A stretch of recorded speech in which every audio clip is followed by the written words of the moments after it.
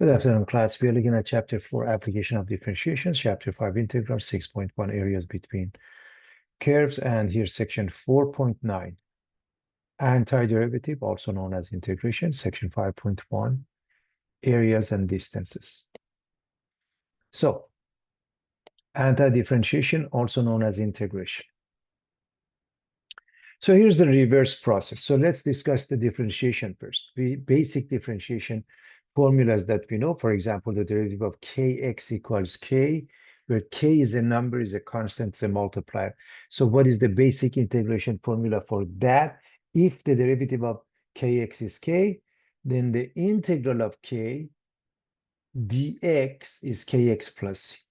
I want to explain about dx. This will tell you what independent variable you use. If it's k dt, you use kt plus a constant. So that is known as a dummy variable, and we're going to discuss that further later on. C is a constant. So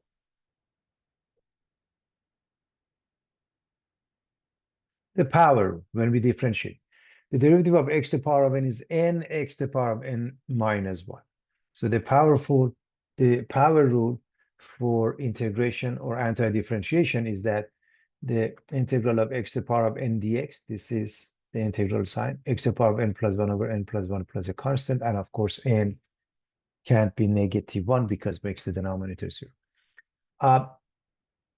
One way to explain this is this. If I want to differentiate x to the power of n, in other words, I'm using the power rule, I'm going to multiply by n and subtract 1 from n. So in other words, the result is that x to the power of n, I'm going to multiply it by n, and I'm going to subtract 1 from the exponent. The integration is the reverse process. So the reverse process, everybody, goes this way, meaning from the bottom to top. So if you have 10 steps, step 10 becomes step 1. So the last step is to subtract 1 from n, means add 1 to n, the reverse process. Multiply means now divide. So add 1 to n becomes n plus 1. Okay. And then divide by it. So that's the idea. And of course, the other way, in this case, we are going to differentiate this. I'm going to call this capital F of x is equal to, this is one way to write it, 1 over n plus 1 x to the power of n plus 1 and a constant. I'm going to differentiate this. That's another way of proving it in the beginning. You want to do that. So it's 1 over n plus 1. And then this, I want to differentiate is n plus 1, x to the power of n plus 1 minus 1, plus the constant gives you 0, right? So these two cancel each other. As you can see, you get x to the power of n. So that's a proof. When I differentiate, I get to the answer. Now, let me erase my work and let's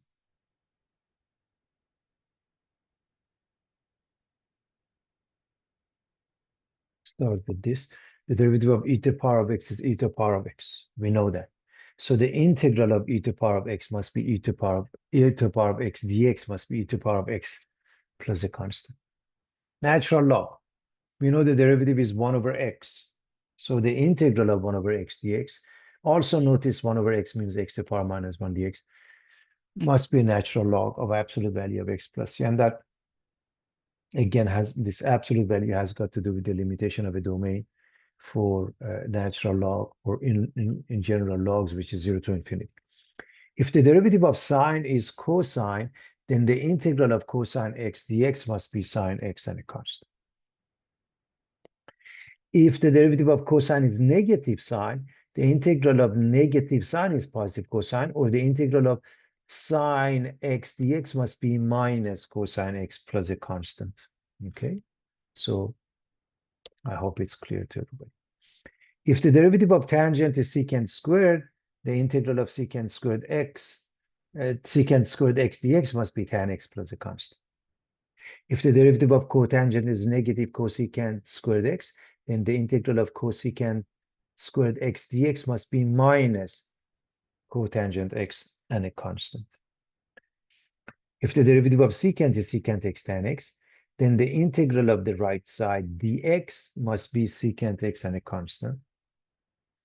If the derivative of cosecant is minus cosecant cotangent, the integral of cosecant cotangent dx must be minus cosecant and a constant.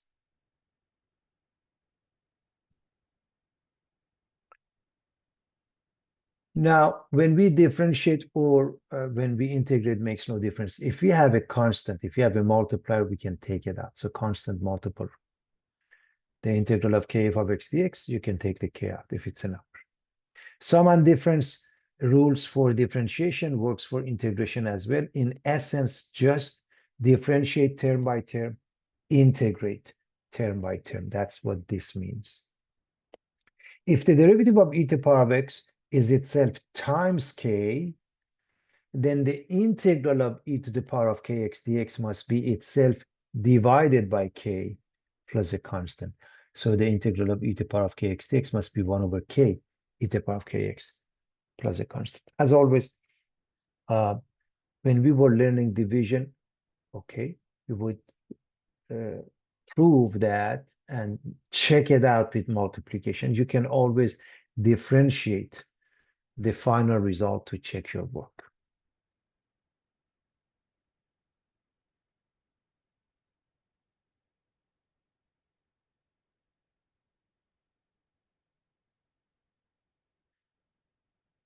Find all functions g such that g prime is 4 sine x plus 2x to the power of 5 minus square root of x over x.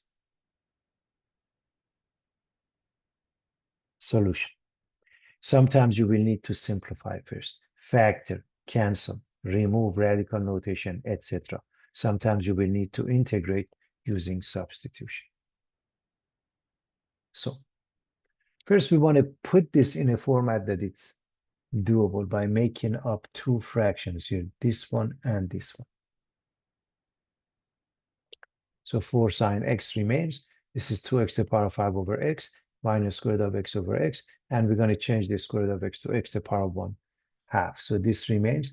This becomes 2x to the power of 4 minus x to the power of 1 half minus 1, which is negative 1 half. I'm assuming no one has any problem with exponential rules. So we are going to integrate this times, of course, dx. This dx is a must. So let's do them one by one. Sine, the derivative is cosine, but the integral is negative cosine. So the integral of sine is negative cosine. So negative 4 cosine x. Now this one. This uses the power rule. 2 divided by 4 plus 1, which is 5, x to the power of 5. So 2 over 5, x to the power of 5. Minus, now this one, 1 over, so we are looking at the power rule, 1 over n plus 1, minus 1 over negative 1 half plus 1, x to the power of negative 1 half plus 1, and of course, at the end, we add a constant.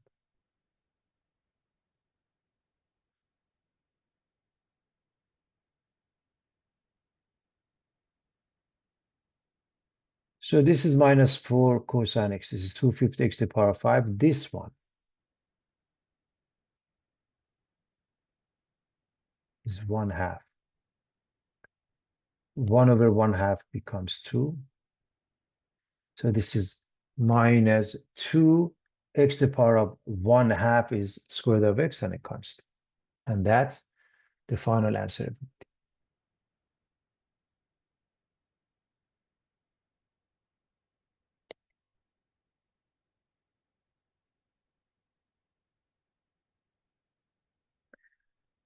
As I mentioned, when we want to integrate, we integrate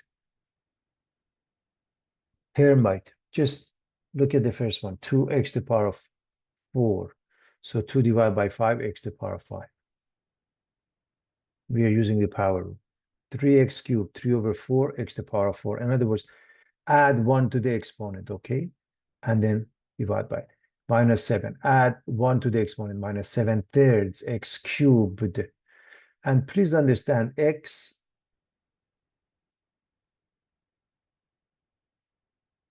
means x to the power of 1. So 1/2 x squared minus 5x and a constant. Okay, the x is kx plus c when you integrate.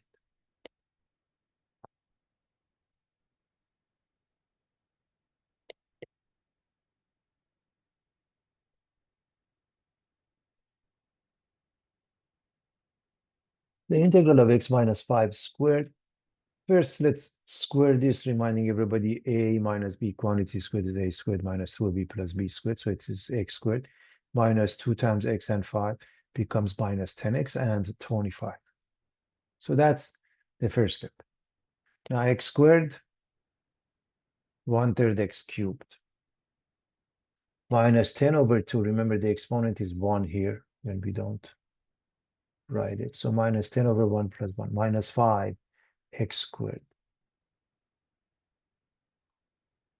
plus 25 x. See, that tells you what variable. 25x and a constant.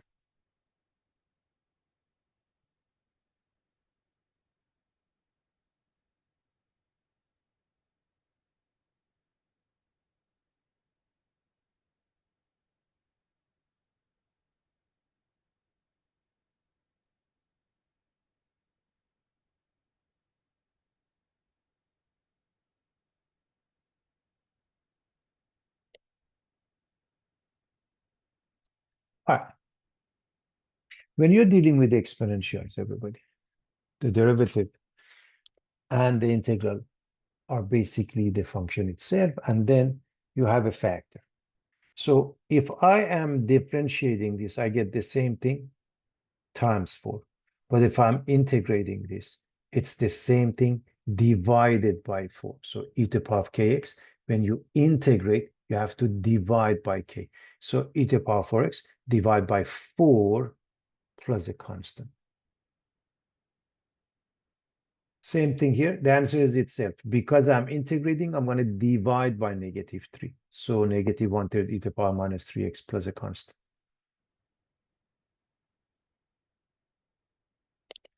This one, I'm going to write e to the power of 1/2 x. So everybody can see the exponent is 1/2. So the answer is itself, and you're going to divide by 1/2. When I divide by 1/2, that means I'm going to multiply by 2.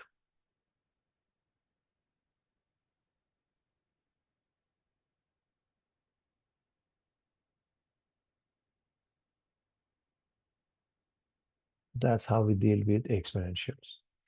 So a quick recap. To integrate this, just as differentiation, term by term, you differentiate, term by term, you integrate. This one, whether you want to integrate or differentiate, first raise it to the power of 2, then whatever you have to do, it's differentiation, it's integration. All of this, whether you're differentiating or integrating, the answer is itself. Differentiation times the coefficient of x, integration, divide by the coefficient, in this case, divide by 4. This one divide by -3. This one we are dividing by 1/2, resulting in 2.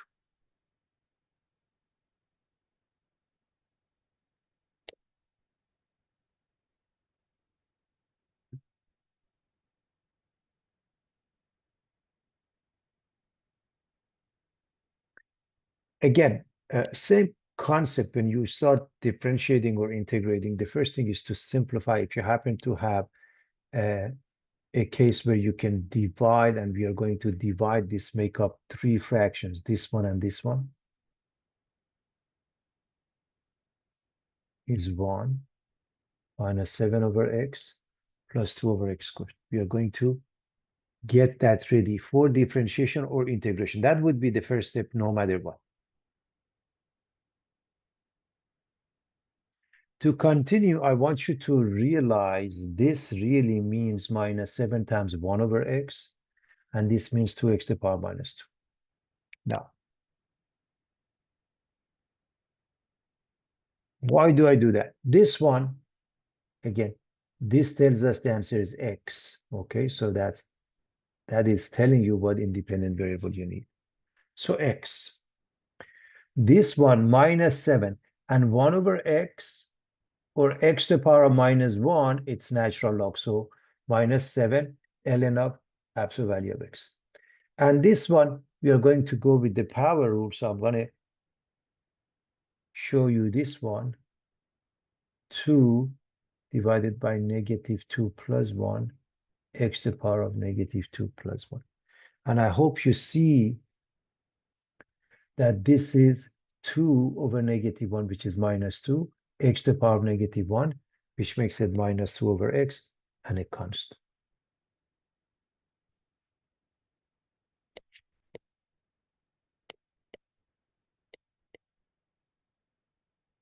One plus cosine t. Because we have dt, the answer to 1 is t, and that's important to know. So t. Cosine, the derivative is negative sign, but the integral is positive sine t and a constant. So cosine, the integral is sine and a constant.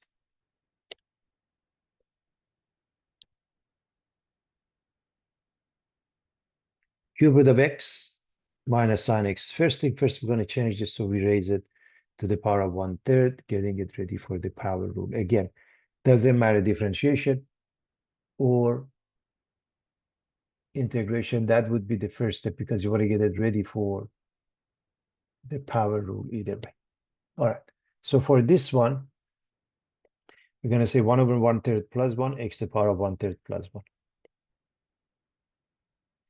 You may recognize negative sign gives you positive cosine, or you can say minus, and the parentheses negative cosine x and a constant. Either way is fine. 1/3 and 1, they add up to 4/3.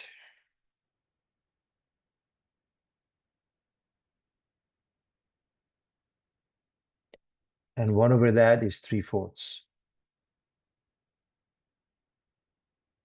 X to the power of 4/3 is cube root of x to the power of 4, minus minus plus cosine x and a constant.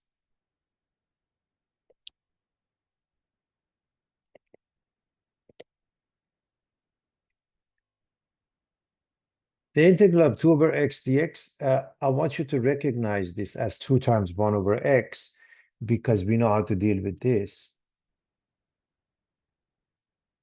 one. So it's really a good practice to write it in this fashion. And you know, this is a natural log. So you don't have to write it if you recognize the answer is 2 ln of absolute value of x plus a constant.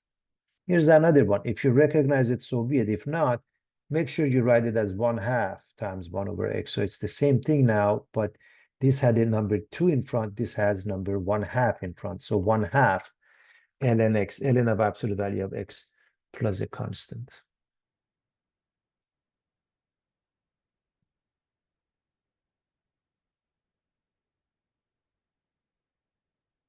So pretty straightforward.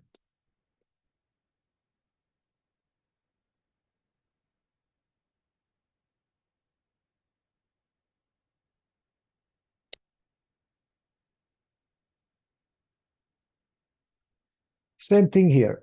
Differentiation, integration, first step is the same. You make up 2 fractions. And square root of x is x to the power of 1/2, everybody. X to the power of 1/2.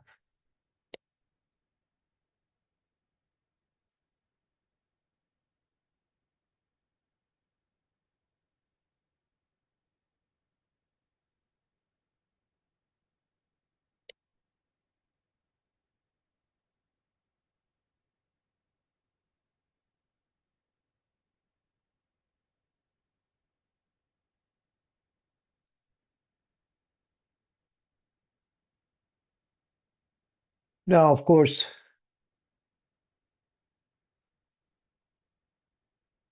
this has exponent 1, so this is x to the power of 1 minus 1/2. And the other one is x to the power of negative 1/2.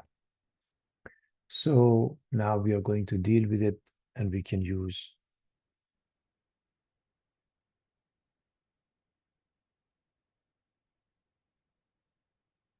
the power rule, of course.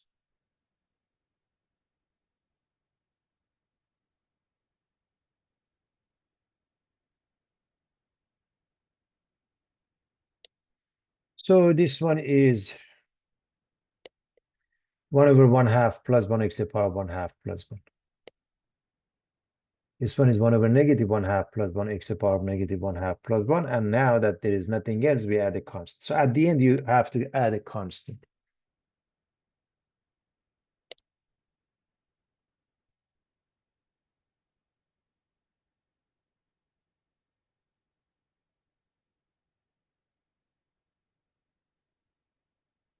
One half and one is 3 halves, negative 1 half and one is 1 half. And when you divide by 3 halves, that means multiply by 2/3. When you divide by 1 half, you're multiplying by 2. Therefore, 2x to the power of 3, 2/3 of x to the power of 3 halves, 2x to the power of 1 half plus a constant.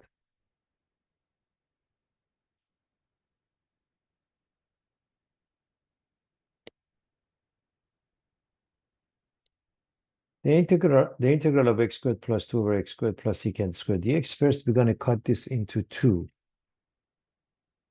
fractions. This one, which is 1, this one, which is 2x to the power minus 2.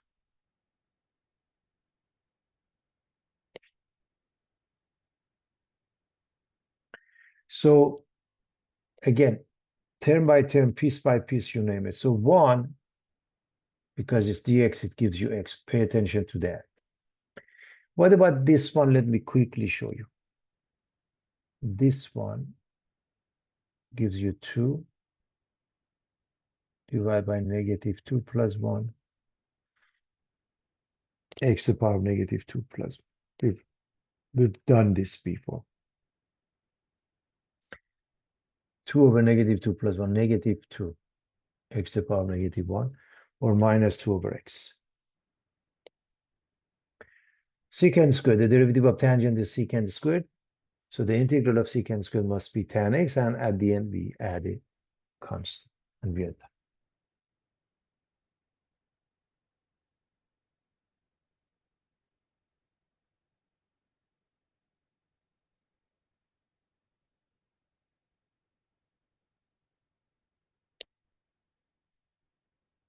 Solve the initial value problem.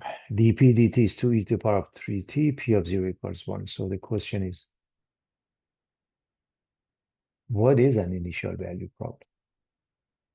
Any equation containing a derivative is called a differential equation, or DE for short.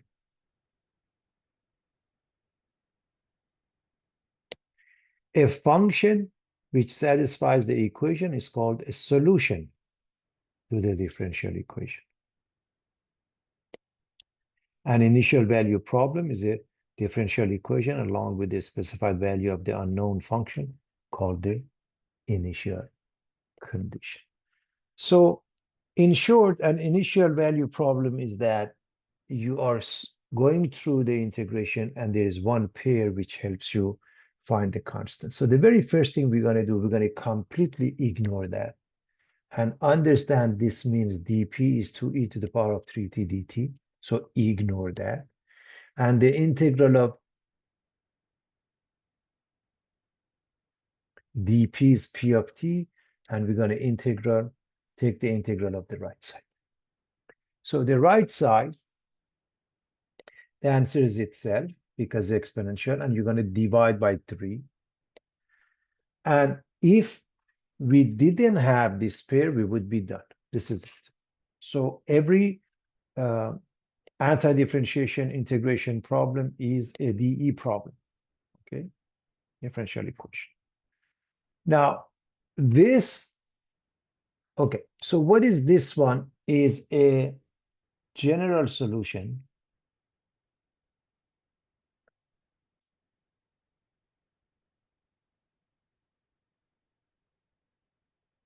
which is a family of functions. In other words, if you graph p of t equals 2/3 e to the power of 3t plus c takes it up and down depending on the value of c.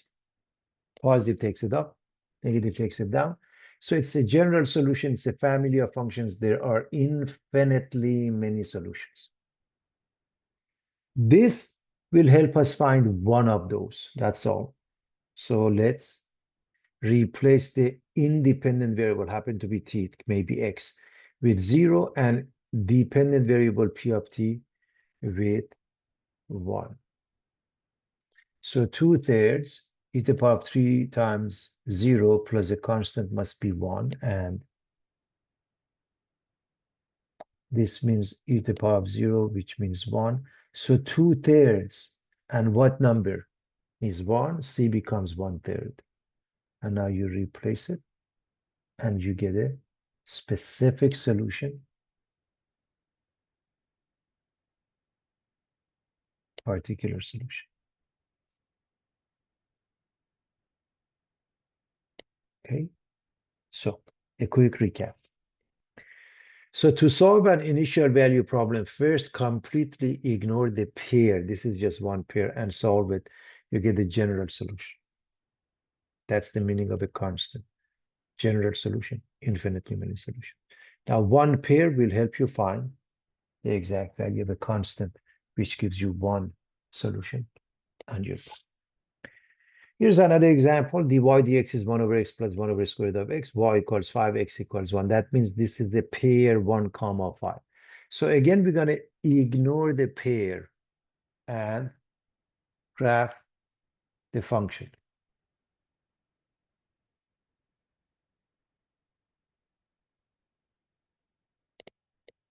So dy dx is 1 over x plus 1 over square root of x dx.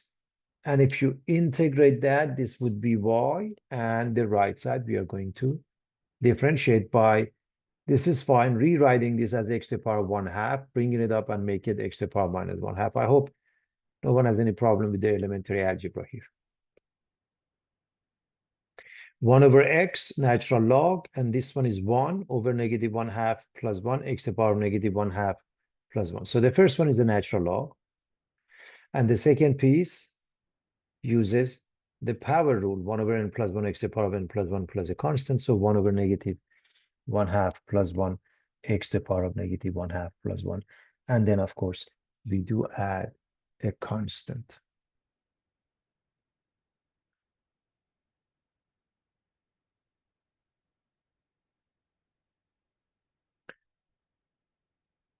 Negative 1/2 and 1 is positive 1/2. 1 over that is 2. So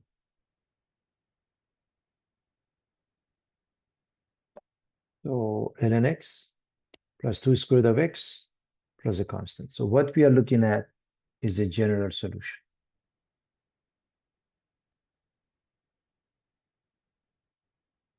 Now, with the help of one pair, 1 comma 5, we are going to find the value of c and one solution. So let's plug in. Replace the x with 1, y with 5. As you know, ln 1 is 0. This is 1. So 2 plus what number is 5? The answer is 3. Replace it, and this is a particular solution.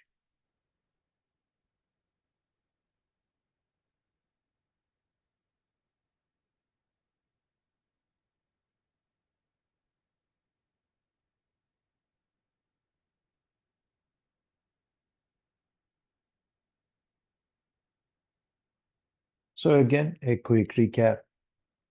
Initial value problem means we are giving you a pair, so you go from the general solution to a specific one particular solution. That's all there is to it. So first you ignore that, you go through the process. Then with one pair, you find the value of c. And it becomes one answer. Rectilinear motion. A particle moves in a straight line and has acceleration given by a of t equals 6t plus 4. Its initial velocity is v of 0 equals negative 6 centimeters per second, and its initial displacement is s of 0 equals 9 centimeters. Find the position function s of. So what is rectilinear motion? For motion in a straight line with constant acceleration a, initial velocity v sub 0 and initial displacement s sub 0, the displacement after time t is s of t equals half of a t squared plus v0 t plus s sub 0. Okay. So it refers to a motion in a straight line. But a of t is 6t plus 4, and please understand, when you take the derivative of s, you get the v. When you take the derivative of v, you get a. Acceleration is the second derivative. So from a, which is v prime of t, you can get v of t if you integrate this. And it's very easy to integrate this. V of t, integration of this one is 3t squared, 6 over 2t squared plus 4t and a constant. I hope everybody can see that. So integrate with respect to the independent variable t, and that's v of t. Now, v of 0 is negative 6. We use that to find the constant.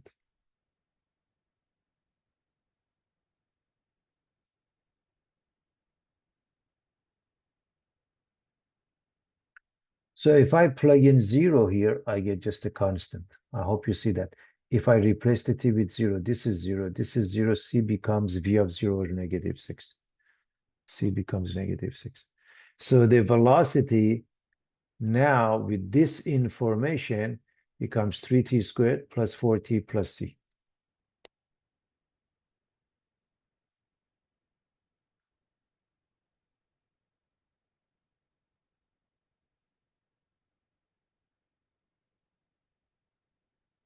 And now we are going to integrate this. What is s of t? Integrate this. 3 divided by 3, t cubed, plus 4 divided by 2, 2t squared, minus 6t. And I'm not going to say c, I'm going to say something else because I don't want anybody to think they have to be the same. You can use the same c, but it's not. You can use the constant, but it's not. Or you go with c1, c2, and so forth. So I'm using a different one on purpose, okay, everybody? S of 0 is 9. So if I use S of 0 equals 9, this is 0 because t is 0, d becomes 9. S of 0, so replace the t with 9.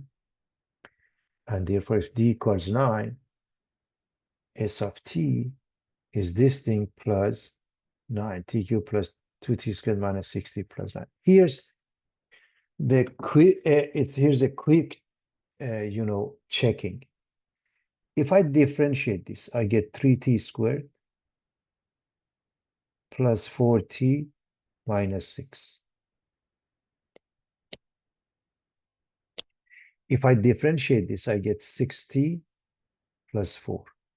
So I hope you see that it's easy to see where we go. Okay.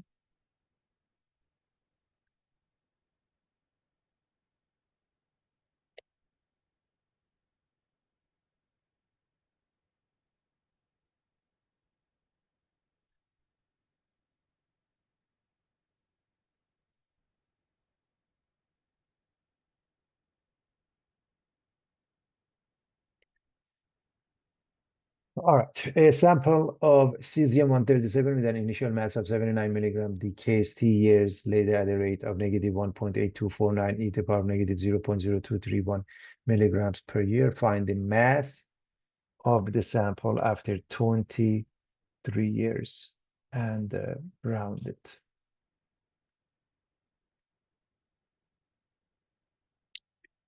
Well, it's important to know that rate refers to different the derivative. So what is given here,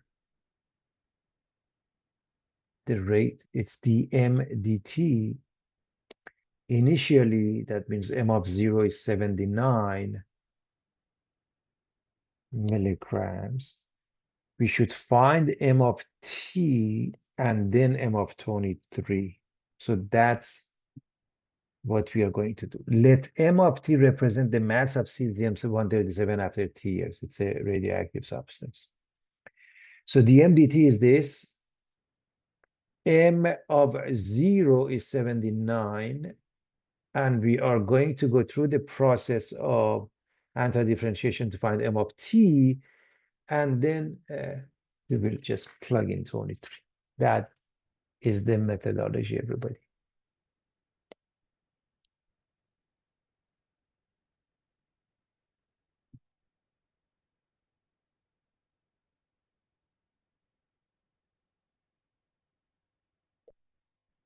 So m of t would be the integral of this times dt, okay, everybody? So m of t is the integral of this piece times dt. If you don't have a dt or dx or d theta, it is meaningless, okay? And so, as you recall, when you differentiate, you multiply by the coefficient of the independent variable in the exponent, but in integration, you divide by it. So this one divided by this number, and then e to the power of the same thing and a constant. So in other words, negative 1.8249 divided by negative 0.0231, and then e to the power of the same thing and plus a constant. Now you go through, you put this into a calculator, this becomes 79, e to the power of the same thing and a constant. And we are going to use m of 0 equals 79, everybody.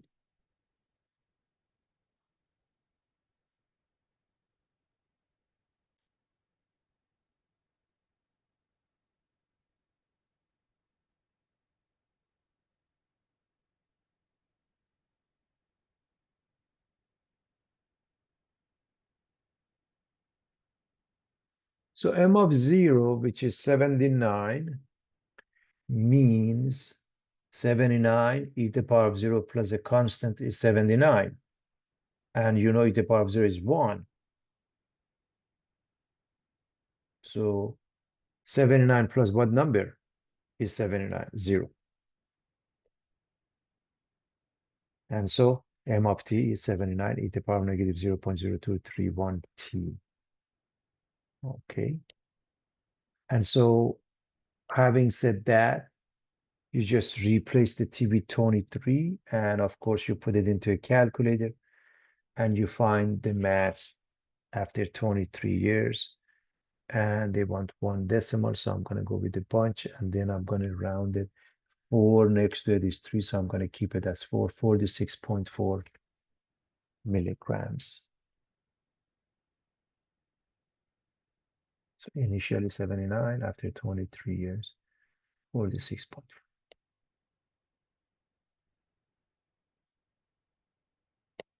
All right.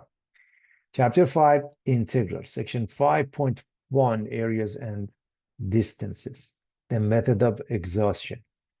Areas of familiar polygons, such as triangles and rectangles, enable us to find the areas of more complicated regions by filling the region with increasingly smaller element of known area. This is called method of exhaustion. In other words, in the olden days, they didn't know the area of a circle is power squared. So what did they do? They put it 3-sided, 4-sided, 5-sided, and so on in there. And they knew how to calculate each one because, by the way, it doesn't matter how many sides you have, you cut it into so many triangles and you can calculate the area. As you can see, when we add to the number of sides, the area of that polygon becomes closer to the actual area of a circle. And that's the idea. It's a method of exhaustion. So in other words, if you, let's say, add a few more, it's almost identical to the area of the circle. So the same thing happens with the area under a curve. So find the area of the region S that lies under the curve y equals f of x. So we have this curve, and we want to find the area from A to B. As you can see, it's not any particular, shape of a geometry that we know the formula for the area. So how do we find it? So this means that S is bounded by the graph of continuous function f, where f is greater than or equal to 0, the vertical lines x equals a, x equals b, and the x-axis or y equals 0. So this represents the entire thing that was mentioned here. S, this blue shaded region, represents a pair x comma y such that x is between a and b, y is between 0 and f of x. This explains the entire thing. And so the method of exhaustion would be to cut this in so many triangles. For example, if I cut this into 1, 2, 3, 4 triangles, and you don't have to have equal width, but we go with equal width because it makes it easier. So this width is the same as this one, the same as this one, the same as this one. Now, this is not a rectangle. But if you assume it is, here's the width. Now, what is the length? What is the height? This one or any point in between? It makes no difference. None of it is correct. But each and every one of them would be an approximation. So if I choose, for example, the left endpoints, this is what I get.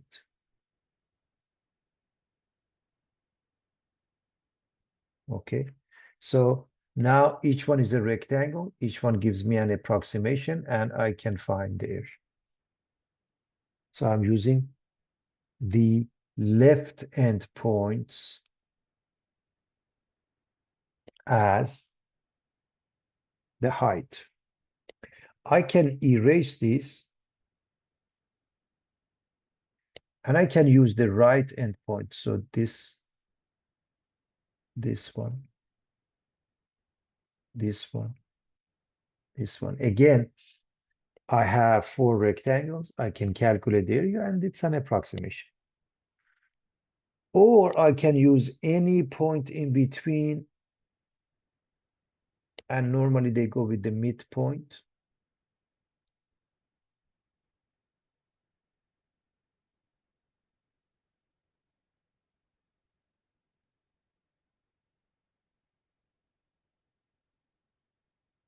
And they calculate the area for each rectangle. They add them up.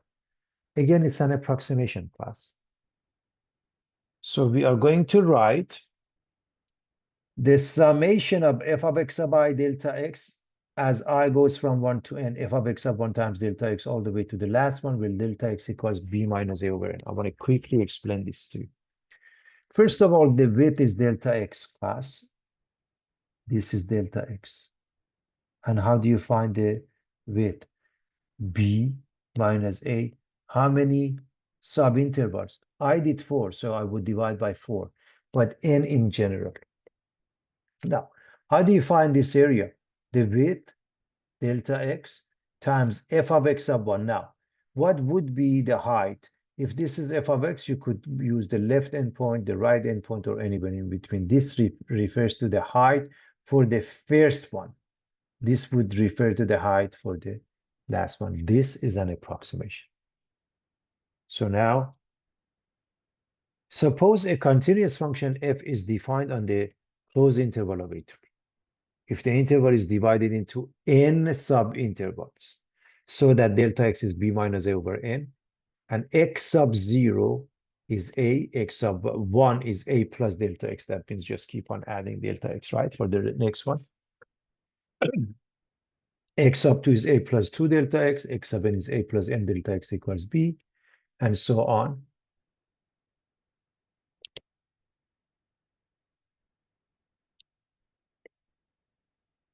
Then a Riemann sum associated with f is the sum that was just explained. It's called the Riemann sum. Summation of f of x sub I delta x as I goes from 1 to n is f of x sub 1 delta x, goes all the way to the end. X sub I is any point in the interval of a sub I minus 1 to a sub I. In other words, the height can be the left endpoints, can be the midpoints, or any point in between. It doesn't make any difference because it's an approximation, everybody.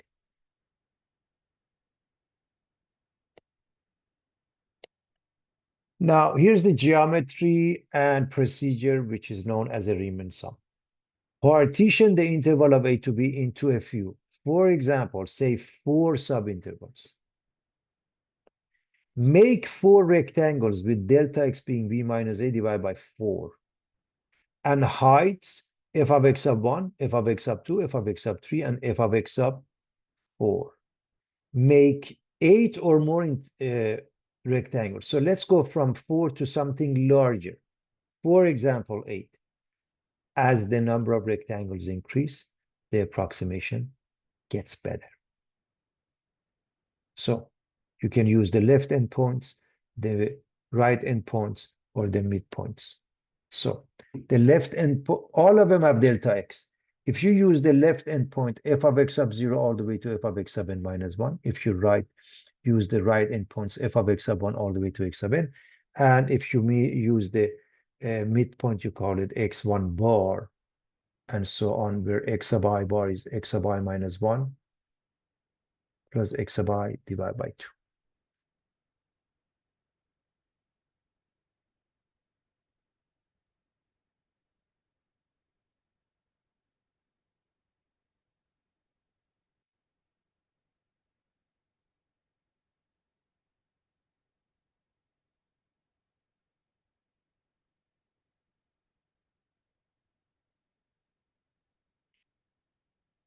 Okay.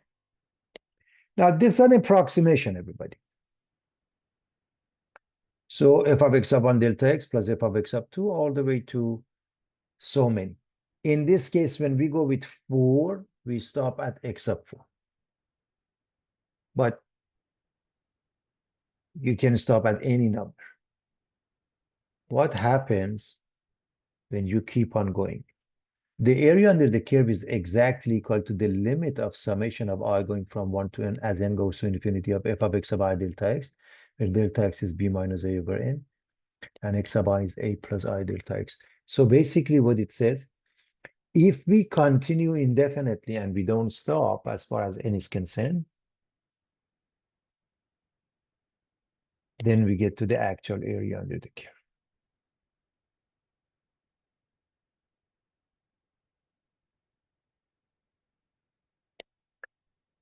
Here's a simple example to make some sense of what we just said.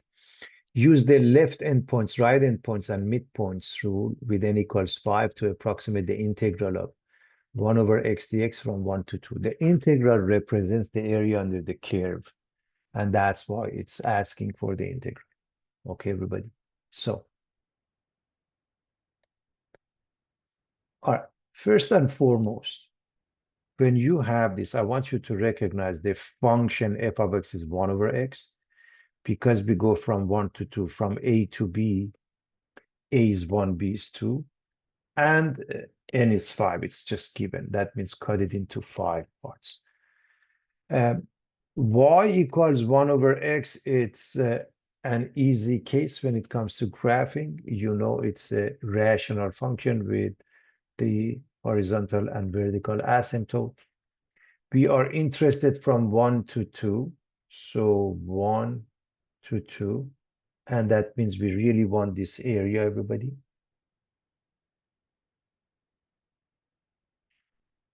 Now, what you really want to do, you want to calculate delta x,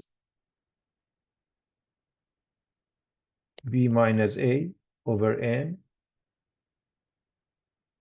which is 2 minus 1 over 5. So 2 minus 1 over 5, or 1/5, or 0.2. Now, I want to make sure we understand what this means. So if we were to make this large, okay, and then cut, this goes from 1 to 2, okay. So because you want 5, in essence, let's see. So we are looking at this, everybody. Okay. And so what happens is that this is fixed at 0.2. But the height, you can go with the left endpoints or the right or the midpoint. So what I'm going to do, this bottom one, I'm going to go from 1 to 2. I'm going to, make it much larger so you can see. So we're going to go, so this is the fast and easy way to handle this. Let me erase my work. So number 1, you put it here. Number 2, you put it, you make it large enough. Because we want to cut it into 5, so we're going to put 5 tick marks. And because this is 0.2, first of all, we start with A, we end up with B. Because this is 0.2 or 1/5, this is 1.2, 1.4, 1.6, 1.8. I hope everybody's clear on that. Now, I want to go with the L5. Why L? I'm going to, L stands for the left endpoints. Why 5, L sub 5? Because N is 5. Let's say they said 10 points, L sub 10. So we are going to follow the formula which says delta x equals f of x of 0 all the way to f of x of n minus 1. What does that mean? That means for the height, everybody, we are to use all the endpoints except B. Why? Because we are using the left endpoints. So delta x times f of 1 plus f of 1.2, 1.4, 1.6, 1.8. All of them, but not f of 2. Again, why not? Because it's just the left endpoints. So, and for the sake of argument, what is f of 1? 1 over 1. 1.2, 1 over 1.2, all the way to the end. Now, this you put it into a calculator, you do the calculation, and it gives you something. You put many, many, many decimals, because normally they ask you for many decimals. Now, the next one is the right endpoint.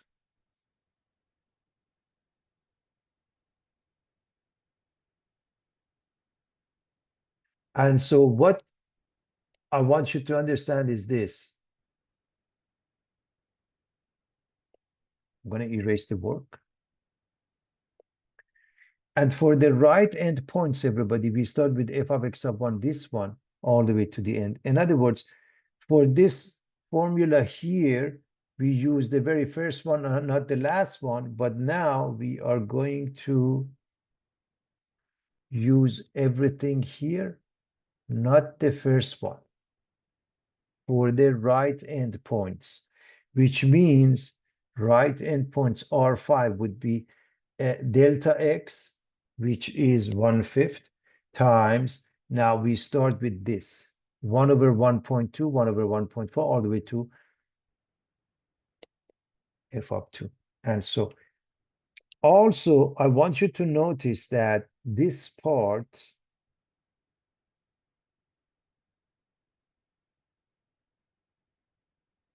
is the same as this part.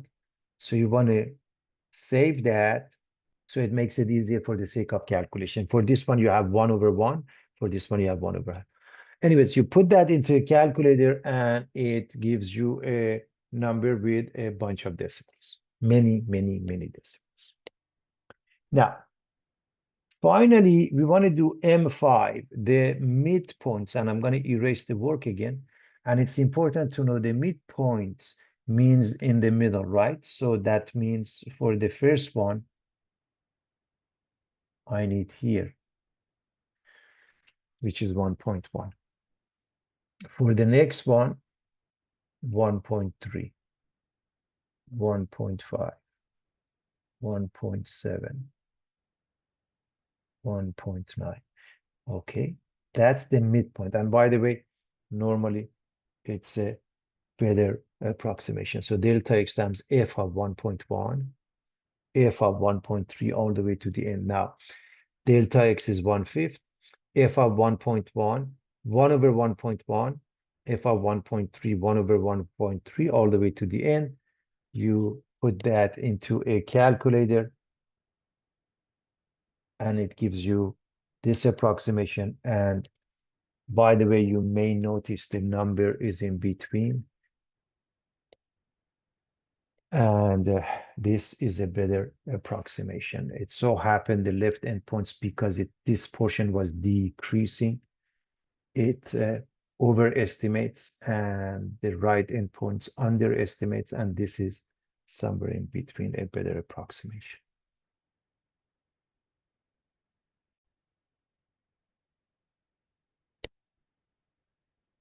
All right, example 17.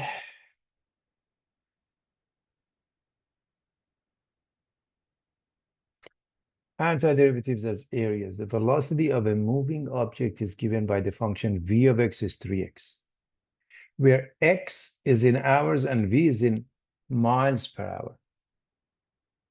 Use geometry to find the area under the graph, which is the distance the object has traveled. So that's the graph that is clear to everybody. V of x is 3x is a line that goes through the origin.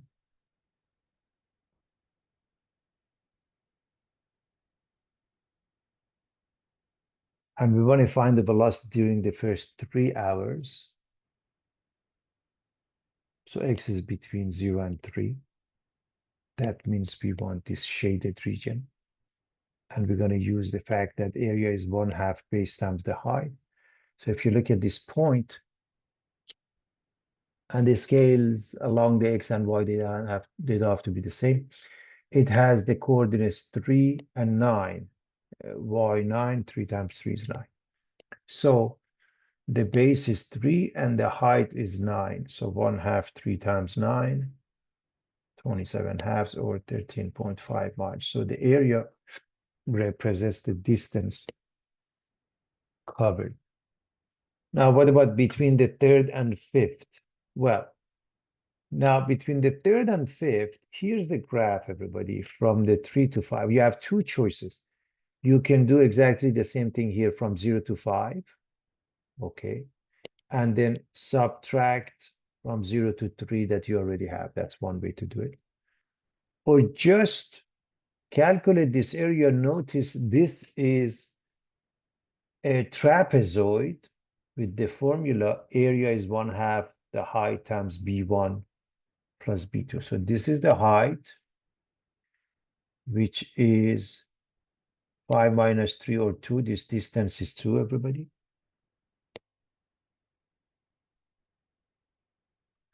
And then you have this one as one of the bases. This one is another one. So this one,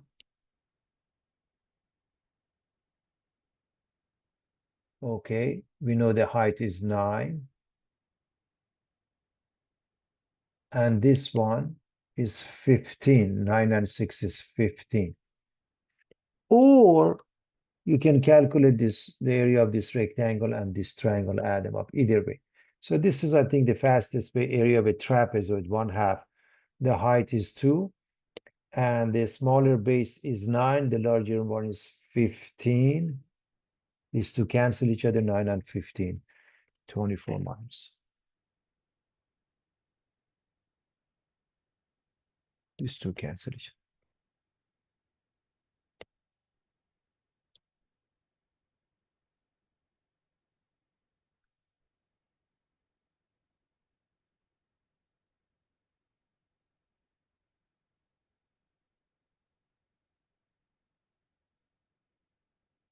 Use the definition to find an expression for the area under the graph of f. As a limit, do not evaluate. So here's the function, f of x squared plus the square root of 1 plus 2x, and x goes between 4 and 7. So the closed interval of a to b is 4 to 7. And we want to find the area under the curve using this definition that was given. And we don't want to evaluate. We will evaluate it eventually. So first and foremost, we want to see what's the value of a, which is 4, b is 7, and delta x is b minus a over n. And that means 7 minus 4 over n, which gives us 3 over n.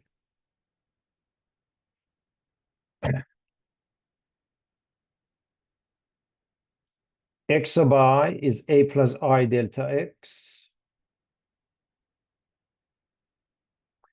which makes it 4 plus 3 over n times I, or 3i over n. So we're going to write this formula and we're going to apply that. So in order to apply this, we need x sub I, which we said is 4 plus 3i over n. And we need f of x to put f of x sub I. F of x is this, x squared plus the square root of 1 plus 2x. And we are going to replace the x here with x sub I. In other words, this becomes 4 plus 3i over n to the power of 2 plus the square root of 1 plus 2 times this piece. So we are evaluating the function at x sub I. Replace every x with 4 plus 3i over n. So what is this? We're going to write the limit as n approaches infinity, I from 1 to n. You write this expression times delta x. So replace the delta x with 3 over n. So we evaluated f of x sub I. We're going to replace it here. And we already have delta x. We replace it here. Now, we're not going to continue at this point, but eventually we will continue and we will finish the job of evaluating this. We will look at that later on. But for now, we wanted to be able to come up with that. That itself is a big deal. Determine a region whose area is equal to the given limit. Do not evaluate the limit. Here's the limit. In other words, class, from here, we came up with this one. Now, from here, we want to go back to that. That's the concept. So we write the Riemann sum. And so in a matter of comparison, this thing is delta x and this thing is f of x of I.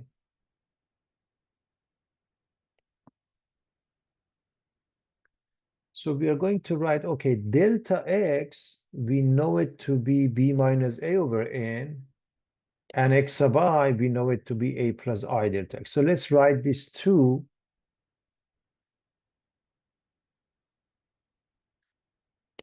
So this one is 3 over n, and this is a plus I delta x.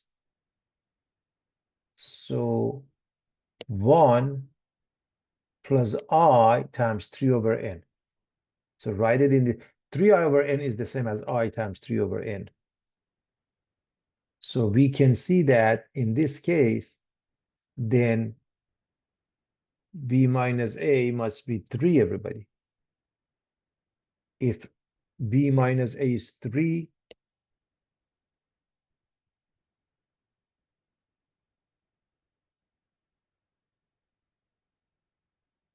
and a is 1,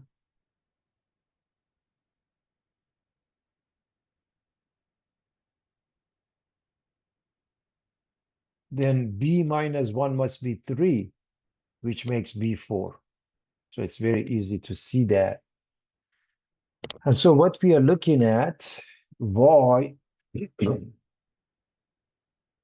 or f of x is square root of x, and the interval is 1 to 4.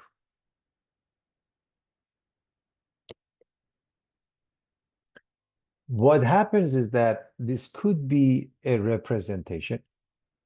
There are other representation. For example, we said delta x is 3 over x. So instead of a being 1, if you look at it at 0, okay,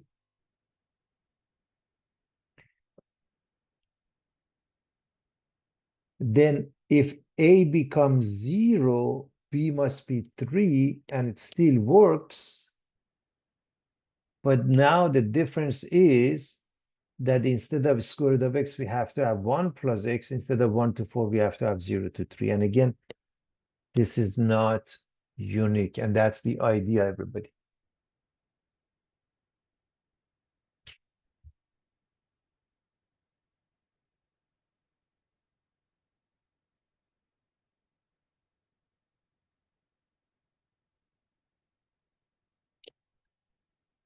The velocity graph of a car accelerating from rest to a speed of 120 kilometers per hour over a period of 30 seconds is shown. So 0 to 30 seconds, and we hit 120 kilometers per hour. Estimate the distance traveled during this period. Use M sub 6, that means the midpoints. To get the most precise estimate, round your answer to 2 decimal places and so on. In other words, if you want to know what the distance is, you have to find this area, class. This is the area. But this is not a geometric shape. We know the answer, so we're going to cut it into so many pieces. In this case, they said how many? 6 pieces. So we are going to say delta x is b minus a over n.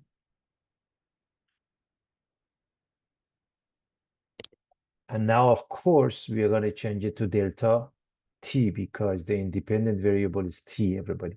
So delta t is b minus a, 30 minus 0, divided by 6.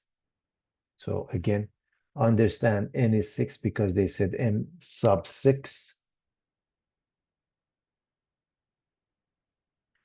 And because this is in seconds, this is kilometers per hours, you have to change the units such that they correspond to each other. In this case, you either have to change this to per second, or you have to change the number of seconds to hours. As you know, 1 hour is 60 times 60, 3,600 seconds.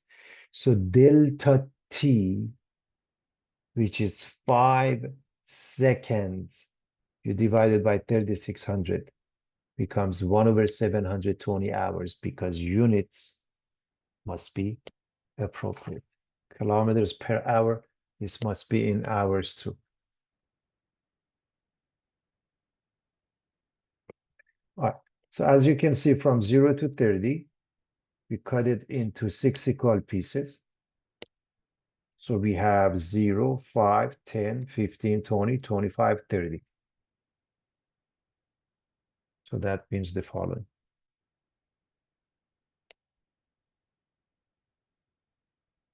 We are going to use the midpoint formula.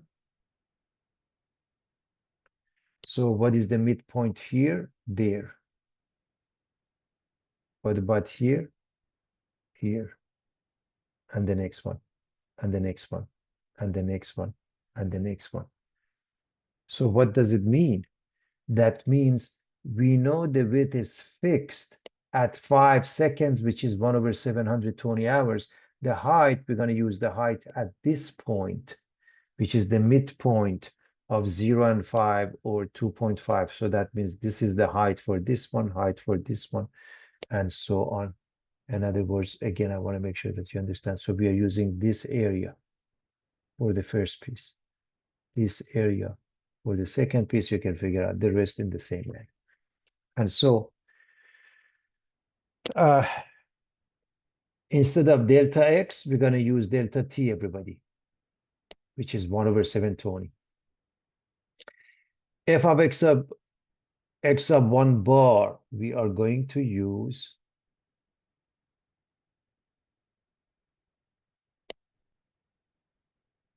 the midpoint here, 2.5, 7.5, 12.5. Just add 5, 17.5, 22.5, 27.5.